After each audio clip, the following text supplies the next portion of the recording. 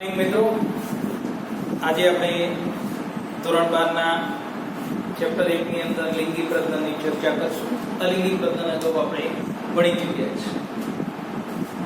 હવે લિંગી પ્રજનન કોનામાં જોવા મળે છે? તો મોટા ભાગે લિંગી પ્રજનન ખાસ કરીને એક અથવા બે પિતૃઓમાં જોવા મળે છે. એનો મતલબ એ થયો કે લિંગી પ્રજનન માટે લિંગી જનન કોષોની જરૂરિયાત સર્જાય અને એમાંથી જે એકકીય કોષો બનેલા હોય, એકકીય કોષોના જોડાણ થવાથી યુગ્મનદનું નિર્માણ થાય, એમાંથી ફલિતાંડ રચાશે અને અંતે એમાંથી નવા સજીવની ઉત્પત્તિ થશે. આ એક લિંગી પ્રજનન માટેની એક પદ્ધતિ છે. એનો મતલબ એ થયો કે લિંગી પ્રજનન માટે જન્યુઓનું સર્જન બહુ ઇમ્પોર્ટન્ટ. જન્યુ વિના લિંગી પ્રજનન શક્ય નથી અને એ પણ જન્યુઓનું જોડાણ થવું જરૂરી છે. જ્યારે અલિંગી પ્રજનન પદ્ધતિઓમાં શું હતું કે અલિંગી પ્રજનન પદ્ધતિઓ અલગ અલગ સજીવમાં જુદી જુદી જોવા મળે, જેમ કે દ્વિભાજન, બહુભાજન, બીજાણુ સર્જન, કલિકા સર્જન, અવખંડન, આ પ્રકારે જોવા મળે. એ બધામાં અલગ અલગ પદ્ધતિ જોવા મળે. જ્યારે લિંગી પ્રજનન પદ્ધતિની અંદર દરેકે દરેક સજીવની અંદર એક જ પ્રકારની પદ્ધતિ કે જેની અંદર લિંગી પ્રજનન માટે બંને સજીવો અલગ અલગ હોય અથવા એક હોય, પરંતુ એમાં જન્યુઓનું સર્જન થવું. આપણે લિંગી પ્રજનનમાં જોશું કે કેટલાક સજીવો એકલિંગી છે, કેટલાક સજીવો ઉભયલિંગી હોવા છતાં તેનામાં પરફલન થઈને લિંગી પ્રજનન થતું જોવા મળે. જેમાં આપણે અભ્યાસ કરીશું આગળ, અથવા તો ભૂતકાળમાં અભ્યાસ કરી ચૂક્યા છીએ કે અળસિયાની અંદર આ પ્રકારની રચના જોવા મળતી હોય છે.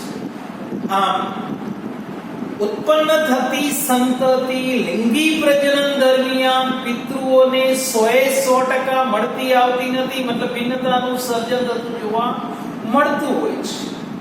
તો આ દરેકે દરેક તબક્કા દરમિયાન વિવિધ સજીવોની અંદર વનસ્પતિઓ હોય, પ્રાણીઓ હોય કે ફૂગ હોય, જેની અંદર એની બાહ્યકર વિદ્યા, દેહધન વિદ્યા અને એની અંતઃસંરચનાની અંદર જુદા પણ જોવા મળતું હોય છે. પરંતુ આશ્ચર્યની બાબત એ ગણવામાં આવે છે કે લિંગી પ્રજનન બાબતે સરખાપણું જોવા મળે, કારણ કે લિંગી પ્રજનન માટે દરેક સજીવમાં જન્યુઓનું નિર્માણ થવું એ આવશ્યક બાબત ગણાય છે. તો લિંગી પ્રજનન થયા પૂર્વે શું છે? તો લિંગી પ્રજનન થયા પૂર્વે દરેક સજીવની અંદર એક મહત્વની બાબત આવે છે અને એ છે વૃદ્ધિ અને પરિપક્વતાનો તબક્કો, અને એ તબક્કો છે જુવેનાઇલ તબક્કો, કે જે એક વાનસ્પતિક તબક્કા તરીકે ઓળખાય. જુવેનાઇલ તબક્કો જેની અંદર વૃદ્ધિ અને પરિપક્વતા સર્જાય. હવે આપણે એક બાબત સમજીએ કે જો લિંગી પ્રજનન માટે જન્યુઓનું નિર્માણ થવું જરૂરી છે, તો જન્યુઓના નિર્માણ માટે જે તે પ્રજનન અંગો ડેવલપ થયેલા હોવા જરૂરી છે. દાખલા તરીકે વનસ્પતિ હોય તો એમાં પુષ્પ જરૂરી બને છે, અને પ્રાણીઓ હોય તો પ્રાણીઓની અંદર જનન અંગો વિકાસ પામેલા હોવા જોઈએ. તો એના માટે શરૂઆતના તબક્કામાં વૃદ્ધિ થાય અને એમાંથી પરિપક્વતા થાય અને અંતે એનો વાનસ્પતિક વૃદ્ધિનો તબક્કો પૂર્ણ થાય છે. એ તબક્કો જુવેનાઇલ તબક્કા તરીકે ઓળખાય છે. આ દરેક સજીવની અંદર આવો જુવેનાઇલ તબક્કો છે એ જુદો જુદો જોવા મળતો હોય છે. આમ ઉચ્ચ કક્ષાની વનસ્પતિઓની અંદર જુવેનાઇલ તબક્કો પૂરો થાય પછી એમાં ફ્લાવરિંગ થાય, યાની કે પુષ્પોનું નિર્માણ થતું હોય, યાની કે લિંગી પ્રજનન તબક્કાની શરૂઆત થઈ જતી હોય છે. તમે તમારા આજુબાજુ ઉગતી વનસ્પતિઓનું અવલોકન કરજો, જેમાં તમે સામાન્ય સ્થિતિમાં જોઈ શકશો કે ઘઉં છે, ચોખા છે, હજારી ગોટા છે, એક જ વખત જીવનકાળમાં પુષ્પ સર્જન થાય પછી એનો શું થઈ જાય? નાશ થઈ જાય છે. એક પ્લાન્ટ ઉપર ફરીથી નવા ઘઉં ઉત્પન્ન થઈ શકતા નથી. મતલબ કે સીઝનમાં એક જ વખત એનો પાક લઈ શકાય. જ્યારે કેટલીક વનસ્પતિઓ હોય છે કે જે વનસ્પતિને એકવાર પુષ્પોદ્ભવ થઈ ગયા બાદ કાપી નાખવામાં આવતી નથી. એના પછી ફરીથી પાછી બીજી સિઝનમાં નવા પુષ્પોનું નિર્માણ થઈ જતું હોય છે. જેમ કે આંબો વનસ્પતિ છે, નાળિયેરી છે, આ બધામાં એક કરતા વધુ વખત પુષ્પ સર્જન થતું જોવા મળતું હોય છે. તો બે પુષ્પ સર્જનના ગાળા વચ્ચે એક તબક્કો આવે છે, એ મહત્વનો તબક્કો છે વૃદ્ધિના તબક્કા તરીકે ઓળખાય છે. એટલે પહેલી એક બાબત પણ મહત્વની કે વૃદ્ધિ થવી જોઈએ. એમાં આંતર પુષ્પ સર્જનનો જે સમયગાળો જોવા મળતો હોય છે એ ખાસ કરીને પુખ્તતા અને વાનસ્પતિક વૃદ્ધિ વચ્ચેનો સમયગાળો છે. કે આવા સમયગાળા દરમિયાન જે પુષ્પોનું સર્જન થાય છે લિંગી પ્રજનન સાથે સંકળાય છે. દાખલા તરીકે તમે જોઈ શકો છો કે કેરી, સફરજન, ફણસ આ બધી વનસ્પતિઓ સમગ્ર વર્ષ દરમિયાન સતત ચોક્કસ ઋતુની અંદર જ પુષ્પો સર્જે છે અને એમાંથી ફળનું સર્જન થતું હોય છે. જે વનસ્પતિ અલગ અલગ પ્રકારની હોય, જેમાં ખાસ કરીને કેટલીક વનસ્પતિ એક વર્ષાયુ છે, કેટલીક વનસ્પતિ દ્વિવર્ષાયુ છે, તો કેટલીક વનસ્પતિઓ બહુવર્ષાયુ. એક વર્ષાયુ વનસ્પતિમાં પુષ્પોદ્ભવની જે સ્થિતિ જોવા મળતી હોય છે એ પુષ્પોદ્ભવ વર્ષ દરમિયાન એક જ વખત જોવા મળે છે. દ્વિવર્ષાયુ વનસ્પતિની અંદર એક કરતા વધારે વખત પુષ્પો કે પાક ઉત્પાદન શક્ય છે. જ્યારે બહુવર્ષાયુ વનસ્પતિની અંદર જે પ્રજનનનો જે ગાળો જોવા મળતો હોય છે એમાં ખાસ કરીને એની જે અવસ્થાઓ હોય, જુવેનાઇલ તબક્કો કે પ્રાજનનિક તબક્કો, તો સ્પષ્ટ એમાં બહુવર્ષાયુમાં જોવા મળતો નથી. એ ગમે ત્યારે પુષ્પ સર્જન થાય ને એમાંથી ફળની પણ ઉત્પત્તિ થતી હોય, આવી વનસ્પતિ બહુવર્ષાયુ વનસ્પતિ તરીકે ઓળખાય. એમાં તમને એક ઉદાહરણ આપું કે કેટલીક વનસ્પતિ એવી હોય છે કે જીવનમાં ક્યારેક પુષ્પોનું સર્જન થતું. તો આવી વનસ્પતિની અંદર એક વનસ્પતિનું ઉદાહરણ લેશો તમે કે વાંસ વનસ્પતિ છે, કે જે વાંસ વનસ્પતિની અંદર 50 થી 100 વર્ષ બાદ પુષ્પનું સર્જન થતું. જીવનમાં 50 થી 100 વર્ષ બાદ પુષ્પનું સર્જન થતું હોય છે અને ત્યારબાદ એ ફળ સર્જે છે અને ત્યારબાદ એનું મૃત્યુ. જ્યારે બીજી વનસ્પતિ છે નીલકુરંજીત તરીકે ઓળખવામાં આવે છે. આ નીલકુરંજીત દર 12 વર્ષે પુષ્પ સર્જે છે. મતલબ એ થયો કે દર વર્ષે પુષ્પોનું સર્જન થતું નથી, 12 વર્ષે ત્યાં સુધી એનો જુવેનાઇલ તબક્કો આવે, વૃદ્ધિ વિકાસ થતો જોવા મળે અને 12 વર્ષે પુષ્પ સર્જન થાય. છેલ્લે 2006માં એમાં પુષ્પ સર્જન જોવા મળ્યું હતું. એના પછી 2018માં એનું પુષ્પ સર્જન જોવા મળ્યું હતું અને હવે ભવિષ્યમાં 2030માં એ વનસ્પતિમાં પુષ્પ સર્જન જોવા મળશે. વનસ્પતિ જે નીલકુરંજીત. આ વનસ્પતિ આપણા ભારતની અંદર આવા પુષ્પોનો સમૂહ, સરસ મજાના જાંબલી રંગના પુષ્પો જોવા મળતા હોય છે, જેમાં ખાસ કરીને એના કારણે એક વાદળી રંગનો પટ્ટો સર્જાય છે.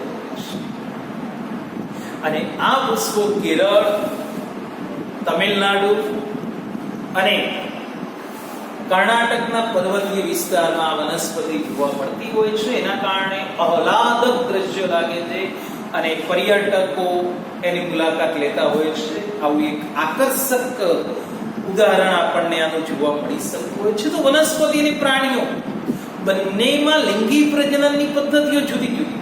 દાખલા તરીકે પ્રાણીઓની અંદર જો આપણે અવલોકન કરીએ તો પ્રાણીઓના પ્રાજનનિક તબક્કાઓ છે એ જુવેનાઇલ તબક્કામાં બાહ્યાકાર વિદ્યા, એની વેધન વિદ્યા અને એના અંતઃસ્ત્રાવોની અંદર કેટલાક ફેરફારો. દાખલા તરીકે તમારા પુસ્તકમાં લખેલું છે કે મનુષ્યમાં જોવા મળતા પ્રાજનનિક તબક્કાના ફેરફારો એક અવલોકન કરો. તમે નિહાળી શકો. તમારે એક બાબત ધ્યાનમાં રાખવી પડશે કે આપણે વિજ્ઞાન પ્રવાહ ભણતા હોય ત્યારે આપણે આપણા કોઈ પણ ધ્યેયને વૈજ્ઞાનિક અભિગમથી આપણે નિહાળવાનો પ્રયત્ન કરશું. જે સામાન્ય સ્થિતિમાં માનવીના પ્રજનનાંગો વિશે જો આપણે જાણીએ તો એની અંદર કેટલાક દેહધાર્મિક ફેરફારો જોવા મળી શકતા હોય છે. એની પણ તમે નોંધ કરી શકો. જેમાં ખાસ કરીને બાહ્ય દેખાવની અંદર જો અવલોકન કરીએ તો આ તબક્કા દરમિયાન પુરુષની અંદર એક ખાસ લક્ષણોની અંદર ફેરફાર જોવા મળતા હોય છે કે જેની અંદર પુરુષમાં અવાજ ઘેરો થવો, સ્ત્રીમાં અવાજ ધીણો હોવો, પુરુષ અને સ્ત્રીઓની અંદર અલગ અલગ પ્યુબિક્સ વાળની હાજરી, બગલમાં વાળની હાજરી જોવા મળતી હોય છે. પુરુષમાં સ્તન વિકાસ થતો નથી, એની જગ્યાએ દાઢી મૂછ વિકાસ પામે છે, જ્યારે સ્ત્રીઓમાં સ્તન વિકાસ જોવા મળે છે, દાઢી મૂછ વિકાસ પામતી નથી. આ બધા એના લક્ષણો છે કે પ્રાજનનિક પુખ્તતા પ્રાપ્ત કરવા માટેના લક્ષણો. અને એના પછી જનનાંગો સિવાયની સહાયક ગ્રંથિઓ જેમ કે પ્રોસ્ટેટ, બલ્બયુરેથ્રલ ગ્રંથિ આ સહાયક પ્રજનન ગ્રંથિઓ તરીકે અને એના સિવાયની જો ઉલ્લેખ કરવામાં આવે તો એ તમે હવે પછીના ચેપ્ટરમાં ડીપમાં આપણે અભ્યાસ કરીશું. પણ કેટલીક એવી જાતિઓ પણ જોવા મળતી હોય છે કે જેની અંદર ચોક્કસ ઋતુ અનુસાર સજીવો પ્રજનન કરતા હોય છે. અને આ ઋતુ અનુસાર પ્રજનન કરતા સજીવોની અંદર દેડકા છે, ગરોળી છે, પક્ષીઓ છે, એમાં અમુક ઋતુમાં જ ઈંડા મૂકે છે અને એ એનો પ્રજનન કાળનો તબક્કો ગણાતો હોય છે. એ તબક્કો જે જોવા મળે છે એને ઋતુકીય ચક્ર. જ્યારે એના પછીનો તબક્કો આપણે અભ્યાસ કરીશું તો બેરા કેટલાક એવા સજીવો પણ છે કે જેની અંદર જરાયુ ધરાવતા સસ્તનો કે જે પ્રાજનનિક તબક્કા દરમિયાન અંડપિંડ, સહાયક પ્રજનન ગ્રંથિ, અંતઃસ્રાવી ચક્રો આ બધામાં ચક્રીય ફેરફારો. હમણાં આપણે ઉદાહરણ જોઈ ગયા કે ઋતુકીય ચક્રો, ઋતુકીય ચક્ર જે જોવા મળતું હોય છે એમાં ખાસ કરીને દરેક પક્ષીઓ મરઘી ઈંડા મૂકે છે, પરંતુ પક્ષીઓના પ્રજનન કાળ માટે ઈંડા મૂકવામાં આવતા હોય છે. જ્યારે મરઘીઓની અંદર મરઘાઓ છે કેન્દ્રોની અંદર અસંખ્ય ઈંડા મૂકવામાં આવતા હોય છે. તો જે અસંખ્ય ઈંડા ઉત્પન્ન કરવામાં આવે છે પ્રજનન માટે કે પ્રજનનના હેતુસર નથી, એ માનવ કલ્યાણ અર્થે, એટલે માનવ એનો ઉપયોગ કરી શકે માટે એનો ઉપયોગ કરવામાં આવે છે. એમાંથી નવા સજીવની ઉત્પત્તિ નથી. જ્યારે એના પછીનો તબક્કો જે જોવા મળે છે એમાં એક ઉલ્લેખ કરો આપણે કે પ્રાઇમેટ્સ ન હોય તેવા સજીવો કેવા અને પ્રાઇમેટ્સ હોય તેવા કેવા. પ્રાઇમેટ્સ હોય એમાં માનવીનો સમાવેશ થઈ જાય, એ તો સમજી શકશો. પણ જે પ્રાઇમેટ્સ નથી એવા સજીવો જે ગણવામાં આવે છે એની અંદર ઘેટા છે, ઉંદર છે, કૂતરા છે, વાઘ જોવા મળે. આ પ્રાઇમેટ્સ નથી. એવા સજીવોની અંદર ઋતુકીય ઋતુચક્ર જોવા મળે. એનો મતલબ એ થયો કે આવા સજીવો ઋતુકીય ચક્ર ધરાવે છે. જ્યારે પ્રાઇમેટ્સ જે જોવા મળે છે, જે ઉચ્ચ કક્ષામાં આવી જાય છે, એ ખાસ કરીને ઋતુ ચક્રની અંદર માસિક ચક્ર ધરાવે છે. એનો મતલબ એ થયો કે માસિક ચક્ર દરમિયાન દર મહિને અંડકોષનું નિર્માણ થાય, એને કહેવામાં આવે માસિક ચક્ર. જ્યારે ઋતુકીય ચક્રની અંદર એવો સમાવેશ થાય કે ચોક્કસ ઋતુ અનુસાર અંડકોષની ઉત્પત્તિ થતી જોવા મળતી હોય છે. આમાં પ્રાઇમેટ્સ ન હોય એવા સજીવો ઋતુકીય ઋતુચક્ર ધરાવે છે.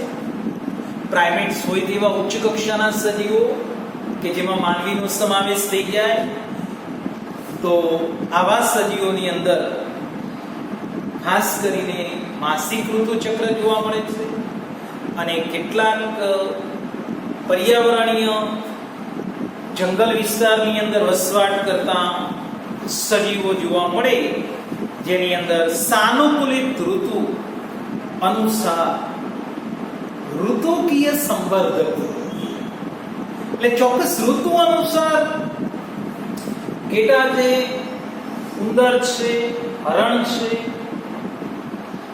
એ પરિસ્થિતિ અનુસાર જંગલ વિસ્તારમાં વસવાટ કરતા હોય ને એ લોકોમાં આવું ઋતુકીય સંવર્ધકો જોવા મળતા હોય છે. ઋતુ અનુસાર અંડકોષો વિકાસ પામતા હોય છે. આમ ઘણા સસ્તનો તેમના સમગ્ર પ્રજનની કાળ દરમિયાન પ્રજનન માટે સક્રિય પણ જોવા મળતા હોય છે. આવા સતત સંવર્ધકો તરીકે એને ઓળખવામાં આવે છે, જેની અંદર વાનર, એપ કે માનવીનો સમાવેશ કરવામાં આવતો હોય છે, જે ઋતુકીય સંવર્ધકોની અંદર સતત સંવર્ધકો તરીકે ઓળખવામાં આવતા હોય છે. આમ પ્રાજનની તબક્કો છે એ જીર્ણતા અને વૃદ્ધિ પામે છે અને અંતે એના માટેનું એક માપન છે, જેને પરિમાપન તરીકે એને ઓળખવામાં આવે છે. તો આમ જીવનકાળના અંતિમ તબક્કામાં શરીરની અંદર કેટલાક આનુષંગિક ફેરફારો જોવા મળે છે. જે આનુષંગિક ફેરફારો શું કરે છે? ચયાપચયની ક્રિયાઓને ધીમી પાડવાનું કામ કરે છે. અને ચયાપચયની ક્રિયાઓ ધીમી પડી જાય છે એનો મતલબ એ થયો કે પાચન થઈ શકતું નથી, એનું શોષણ થઈ શકતું નથી, એટલે ધીરે ધીરે શરીરની દેહધાર્મિક પ્રક્રિયાઓ ધીમી પડતી જાય. એનો મતલબ એ થાય છે કે મૃત્યુ તરફ ધકેલાતો જાય છે. આ વનસ્પતિ અને પ્રાણીઓ બંનેની અંદર 3 તબક્કાઓ વચ્ચેની સંક્રાંતિ માટે અંતઃસ્ત્રાવોનો ફાળો બહુ મોટો ગણાય છે. આમાં અંતઃસ્ત્રાવો અને પર્યાવરણીય પરિબળો વચ્ચે થતી આંતરક્રિયાઓ છે એ પ્રજનન પ્રક્રિયાને નિયંત્રિત કરે છે અને સજીવોની વર્તણૂકીય અભિવ્યક્તિઓને પણ એ સાંકળવાનું કામ કરે છે. તો બહુ મહત્વનો મુદ્દો છે કે લિંગી પ્રજનન ક્યાં જોવા મળે, કોનામાં જોવા મળે, એના તબક્કા કેવા જોવા મળતા હોય, વનસ્પતિ અને પ્રાણીઓની અંદર કઈ કઈ રચનાઓ દર્શાવે છે, બહુ મહત્વની બાબત છે.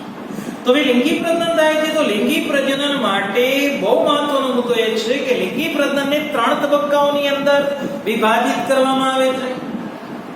પહેલો તબક્કો એ છે કે પૂર્વ ફલન તબક્કો, બીજો તબક્કો એ છે ફલન તબક્કો અને ત્રીજો તબક્કો એ છે કે પશુ ફલન તબક્કો. તો પૂર્વ ફલનનો મતલબ શું થાય છે કે ફલન પૂર્વે સજીવો કેવી તૈયારી કરે છે, સજીવોમાં શું ફેરફારો જોવા મળતા એ પૂર્વ ફલન. જ્યારે ફલન થાય છે તો મતલબ એ થાય છે કે પ્રજનન કોષોનું જે સર્જન થયેલું છે એ પ્રજનન કોષો કેવા છે? એકકીય એન છે અને એ જનન કોષો રચ્યા બાદ એકકીય એનએન કોષો એકબીજા સાથે જોડાણ પામીને શું બનાવશે? દ્વિકીય 2n યાની કે ફલિતાંડ રચાશે. તો એને શું કહેવામાં આવશે? ફલન તબક્કો.